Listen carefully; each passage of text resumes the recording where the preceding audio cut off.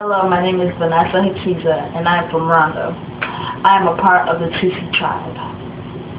Well, this is a picture of me, my brother, and my other brother, and my mother in Africa. This was in 1997. This was us graduating. I was gonna be in first grade. My brother was gonna be in second, and he was gonna be in third.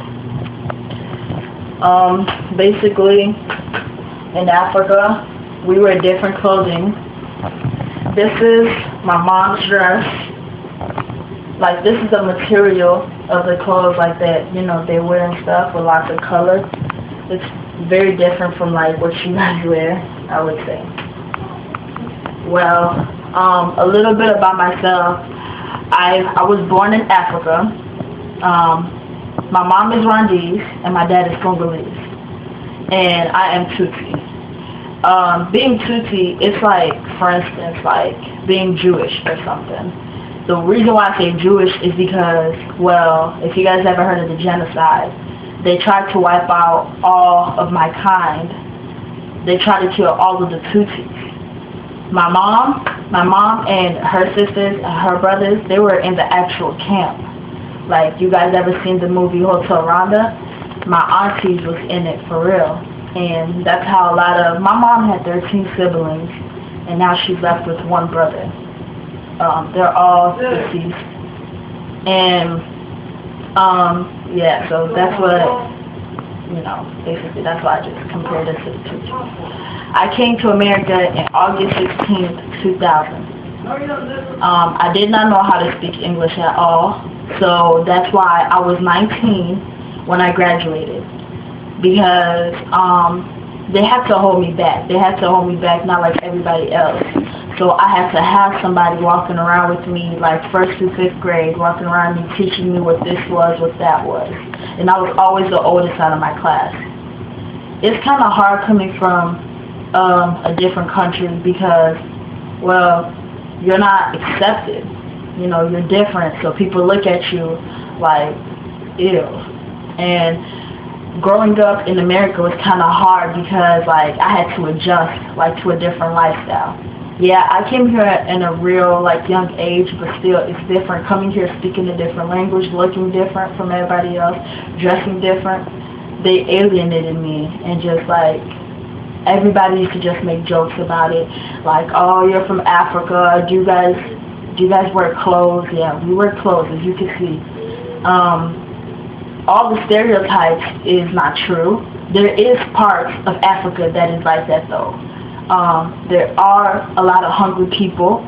There are people that don't have, clothes and stuff like that, just like the less fortunate.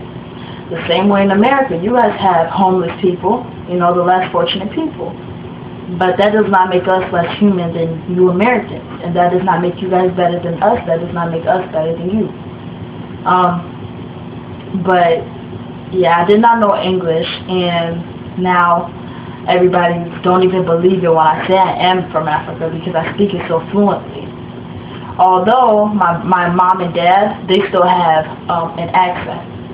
I speak Swahili at home, though, with my parents. My parents speak Swahili, and they also speak French. I came to America and I knew French, but I lost it. But I really didn't care about French because French is very common. And Swahili wasn't very common, so I chose to keep a language that, like I could teach my kids and their kids and their kids, and it's not very common. Well, I mean, that's it. Do you have any questions for me? How does the genocide affect you, like, personally, or your family? The genocide, it really affects me. I remember one day, it was like in 8th grade, they was playing like this tape of like the genocide, basically, like what happened, and it was just like I couldn't take it. I had to run out of the classroom because when I watched the movie Hotel Rwanda, the part where he's driving over dead bodies, I always think about it like, what if that's my auntie? What if that's my uncle? What if that's my family?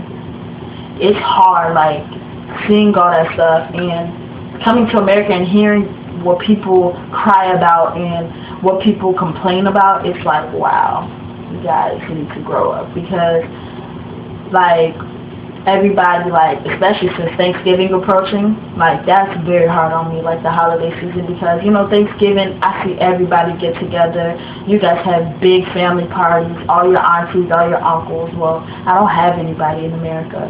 The only people that are my family, like, my blood, is my mother, my father, and my 2 brothers. That's all that I have in America, just us 5. I don't have my grandma. I don't have my grandpas. They're dead. And it hurts me, you know, but like as I grow up, I learn to accept everything and, you know, basically just keep from crying. But yeah, I'm not really like fond of Thanksgiving and stuff, because it's hard just like sitting at the table with just 5 people, the same 5 people that you see every year.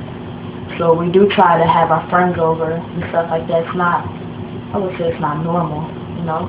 I would want to be like everybody else and have my family here and have my aunties come from different countries and stuff like that. But that's not going to happen anytime soon, because it's very hard to come to America. It's not easy at all. You have to fill out a lot of papers. It takes a lot of time. We did papers for my family that I do have, like my cousins and stuff, to come to America in 2002. And we're still waiting. And who knows how long it's going to be. So. How long did it take you guys when you first put up paperwork? Well, I was a refugee. There's no war in Africa. The time when I was coming to America, there was war. And basically when there's war in Africa, it's not like America where they tell you, like, you guys see it in the news, oh, there's war in Iraq. No, they don't tell you nothing. They're in your front door coming to tear your family apart. And that's all it was. A normal day in my household. They just came, the soldiers came, they took my dad away to torture him, and they took me, my mom, my brothers. I didn't see my dad for like 3 years. And basically they take the men, they torture them, they take the women, they rape them, and stuff like that. I was in refugee camp, and I believe that God was with us, because we were the chosen few that got to make it, you know, to America. We didn't have to fill out papers and stuff. You know, you ever heard of the Red Cross? Mm-hmm. They did most of the work for us, like stuff like that, you know, like my mom just like talking to people and begging people and stuff like that, because we were so young, you know, and that's how we got here.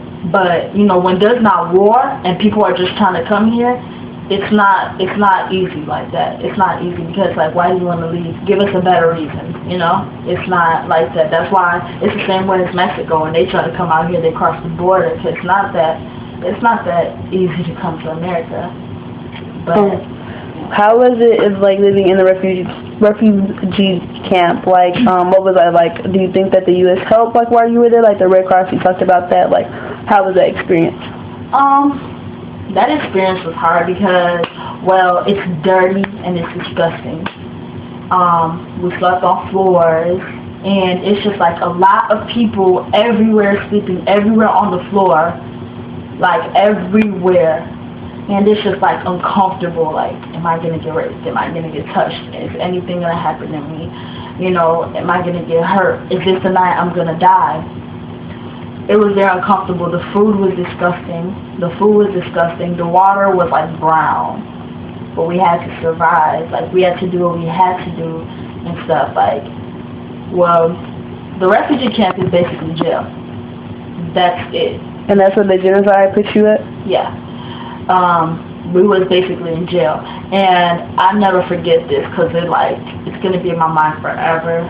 When the first few days of me being in the refugee camp, this guy tried to escape or whatever, and they woke everybody up to come to the middle of like the place to show them, if any of you guys should try to escape here, this is what will happen to you. They took the guy, they put him on all fours, like his hands and knees, and they took a big rock and they just hit his head, like smashed his head, and we watched him die. That will always be in my mind, because like, it's just traumatizing me. Like, me and my brothers, I'm surprised we didn't need therapy or anything, you know.